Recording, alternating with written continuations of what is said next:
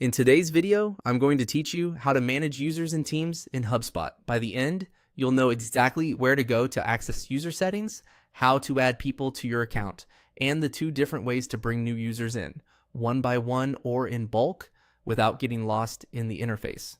Start by opening your HubSpot portal and looking for the settings gear icon, typically found near the top of the screen. Click that gear to open your account settings. If you don't see it or can't access certain options, you may need administrator permissions, so make sure you're signed in with the right access before you continue. Inside settings, navigate to the section labeled Users and Teams. This is your central hub for managing who can log in and what they can do. When you open it, you'll see a list of existing users, and depending on your setup, any teams that are already defined. Don't worry, just visiting this page won't change anything. It's simply where you'll manage and organize access.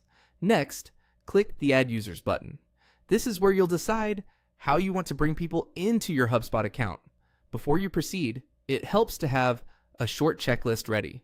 The email addresses of the people you're adding, which team they belong to, and the level of access they'll need. Planning these details now will save you time later. If you're adding a single person or just a few, click Create New.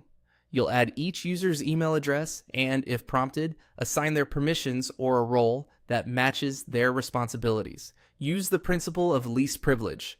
Grant only what's necessary for their job.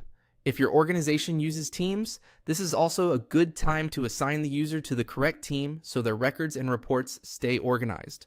When you're done, follow the on-screen prompts to send the invitation. If you need to add many users at once, click Import. Prepare a simple CSV file beforehand with at least an email column, and if you use them, optional columns for team or role. Upload your file, review the field mapping so HubSpot knows which column is which, and confirm the import. Take a moment to double check the preview. Clean data going in leads to fewer access issues later.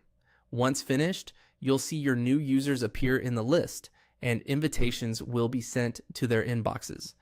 You can come back to users and teams anytime to review access, adjust teams, or remove users who no longer need entry. That's all there is to it.